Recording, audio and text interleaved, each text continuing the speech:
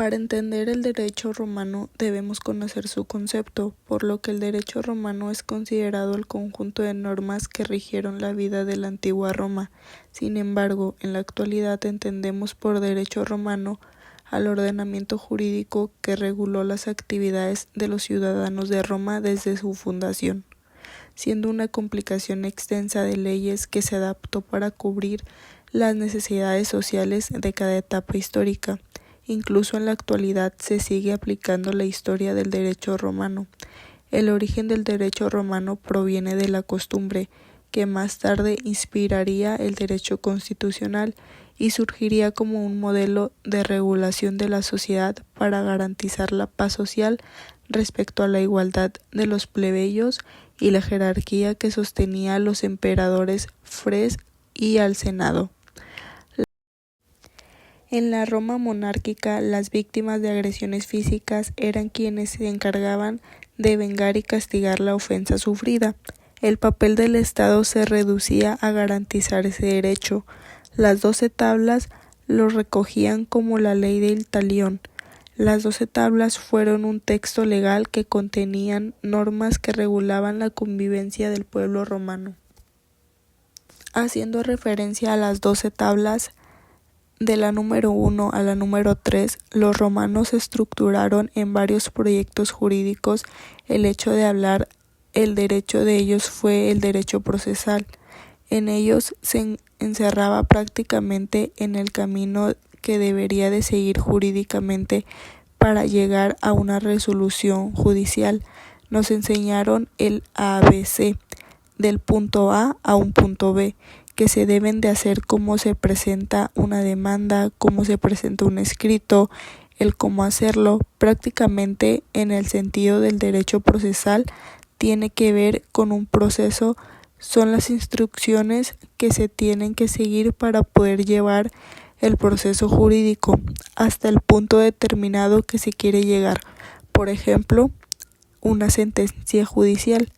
Estas 3 primeras tablas nos hablan simplemente del proceso. Las tablas de la 4 a la 5 nos hablan sobre el derecho familiar. Se puede decir que si tenemos derecho familiar dentro del derecho procesal, nos indica lo que se tiene que hacer dentro de la familia. Predominaba el sentido de una familia, el padre de familia, la madre y los hijos. Los romanos decían que la sociedad no nace de leyes, nace de una familia organizada y unida. Así la sociedad podía avanzar de una manera sana dentro de los ámbitos sociales. Las tablas de las 6 a las 7 nos hablan sobre derechos y obligaciones. Es parte de lo que hoy conocemos como derecho civil, desde los derechos de las personas hasta los derechos de los nacidos y de los no nacidos, pero ya concebidos. El aborto no era una opción en esta cultura. El derecho civil, una de sus vertientes más importantes, es el nasciturus. Este hace referencia, como previamente mencionados, al derecho humano de los concebidos, pero no nacidos. De la 8 a la 9 nos hablan sobre el derecho penal.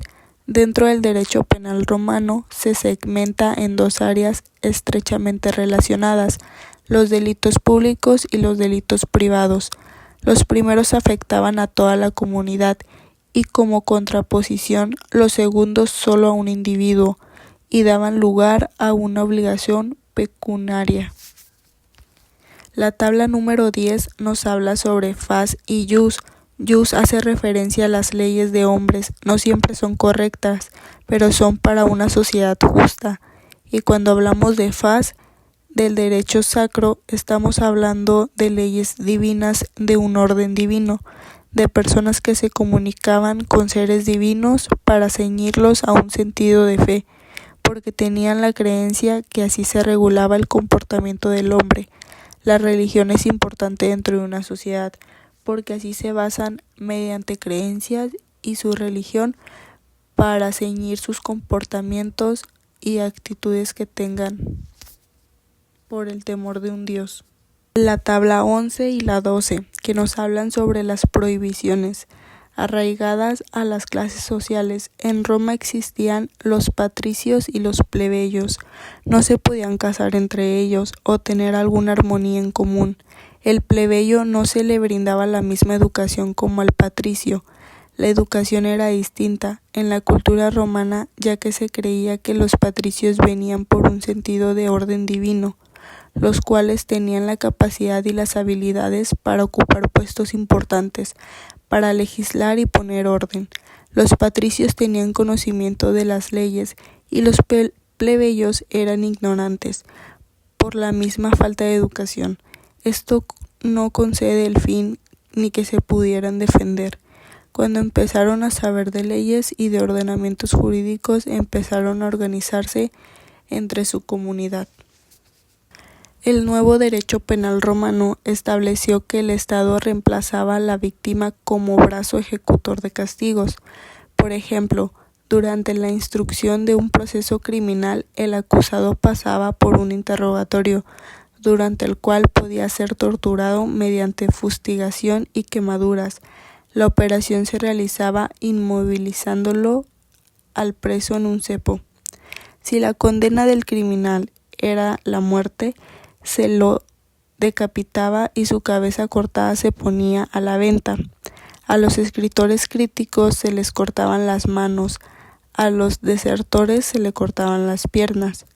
Los criminales que producían grandes conmociones eran sacrificados y crucificados o descuartizados por tiros de caballos. Los romanos tenían 3 filosofías que de ellas basaban los preceptos legales. La primera era honeste viviere. Este hacía el significado al vivir honestamente. La segunda era alterum non leadere. Esto significa no dañar al prójimo. Y la tercera era sum cuique tribuere. Hacía énfasis a dar a cada quien lo que le corresponde. La frase a continuación hace énfasis a la justicia y es de voluntad firme y continuada, de dar a cada quien lo suyo. Tenían diversas clases de derecho. El jus publicum, que significaba el derecho público, que comprende el gobierno estatal, funciones públicas y la relación del individuo con el poder. El jus privatum tiene que ver con el derecho entre particulares, que a su vez es donde entra el derecho civil. El derecho civil está compuesto de instituciones jurídicas que solo eran aplicables a quienes tenían la ciudadanía romana. El jus gentium era el derecho de gentes, abarcaba principalmente a los extranjeros, con un sistema de normas considerado de derecho de las cuales solo podían participar los no ciudadanos de Roma. Es considerado la semilla de lo que hoy conocemos como el derecho internacional. El jus naturale va dentro del derecho civil. Se trata de los derechos coherentes con la naturaleza del ser humano. Es propia de los hombres y de los animales.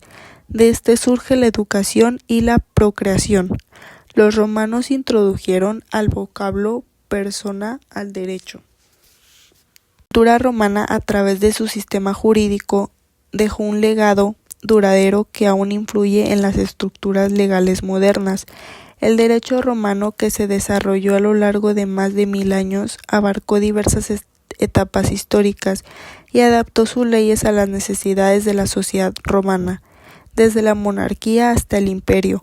Las leyes, como las 12 tablas, estructuraron la convivencia y la justicia, abarcando aspectos fundamentales en el derecho penal, familiar y civil. La influencia de Roma en el derecho moderno se extiende a conceptos como el derecho natural, el derecho de gentes y el derecho público y privado.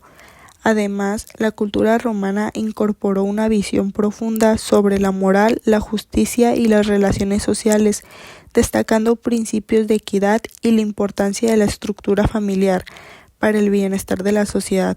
En resumen, el derecho romano no solo sirvió como un marco regulatorio en su tiempo, sino que estableció las bases para los sistemas legales actuales.